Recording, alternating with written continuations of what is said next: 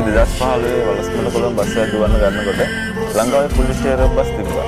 Light ගහ bus තිබ්බා. ඇත්තටම හදපු බස් තිබුණා.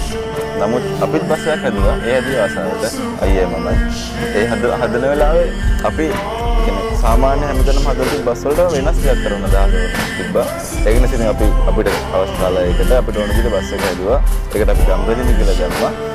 ඒ දාලා ඒකට අපි එකතු කරපු ඔප්ෂන් එක free wifi, cool box, phone charger ඔය ඔප්ෂන් ටිකෙන් එක්ක තමයි වලස්මල කොළඹ නිවි normal service එක මේක.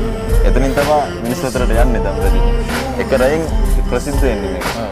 ඒ කියන්නේ එහෙම ආපු ගමන 2016 මේ බස් එක ගෙන එළියට ස්පෙෂල් ටුවර්ස් වලට මේක ඉන්නේ ලංකාවේ පළවෙනි අවුට්ඩෝර් ඩීඩීඑෆ් එක තමයි මේක එළියට එන්නේ. එතනින් 2016 එතනින් අර තිබ්බ එක තවත් උඩට එනවා ගම්බදිනි කියන. එතෙන් තමයි බ්‍රෑන්ඩ් එක පටන් ගන්නේ. මම ඒ ලෙවල් ඉවර වෙනකොට මගේ සම්මයා ගාව බස් තිබ්බා. එතනින් තමයි මම බස් වලට එන්නේ. ඉතින් එයා මගේ හිණයට එයා පණ දුන්නා කිව්වත් මම ඉවරයි. වාගේ තිබ්බ හිණයට එයා පණ දුන්නා.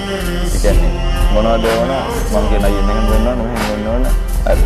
ඒ විදිහට කරා. ඒ විදිහට එයා මම සහයෝගයෙන් කරපු දේ අන්තිමට අපි කිව්වත් වඩා ලොකු තැනකට ආවද මම කියන්නේ මගේ කටින් මේක බ්‍රෑන්ඩ් එකක් කියලා. නමුත් මම ඇහිලා දකින්න ඇසෙන දේවල් වලින් සමහර වෙලාවට ඒක තහවුරු මාස්ටර් කියනවා.